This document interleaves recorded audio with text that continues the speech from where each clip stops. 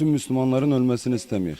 Ve bu İsrail'in Müslümanlara yaptığı zulme yok dememiz için elimizden geleni yapak ve hangi tarafta olduğumuzu belirtmek için böyle bir pankart asmaya karar verdik.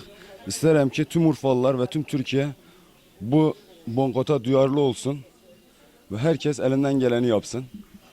Herkes tarafını belirlesin. İstediğimiz sadece odur. Müslümanların ölmemesi. Küçük çocukları öldürürler. Yani bir küçük çocuğun öldürerek savaşın olmasını veya huzurun bulunması mümkün değildir. Eğer gerçekten de savaş istiyorsansa karşı tarafa da ver bombaları. O zaman görüşün karşılıklı. Ama sadece geceleyin sahurda Müslüman öldürmek, çocuk öldürmek makbul mudur? Bu hangi dinde yazıyor? Kendilerinin dinlerinde yazıyorsa onu bilmiyor. Ama bizim dinde yazmıyor. Biz sadece istiyoruz ki Müslümanlar, çocuklar, suçsuz, mazlum insanlar ölmesin. İstemi. Ben Yasin istemi.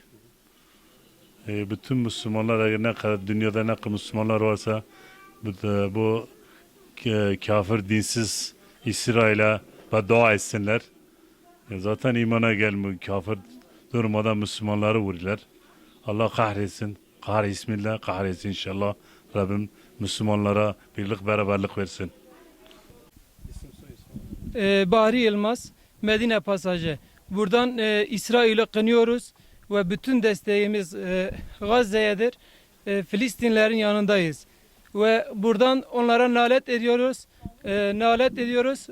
ve gene de dediğim şekil kahır ayısında kahrediyoruz inşallah onları. Şialarını da komple boykot ediyoruz.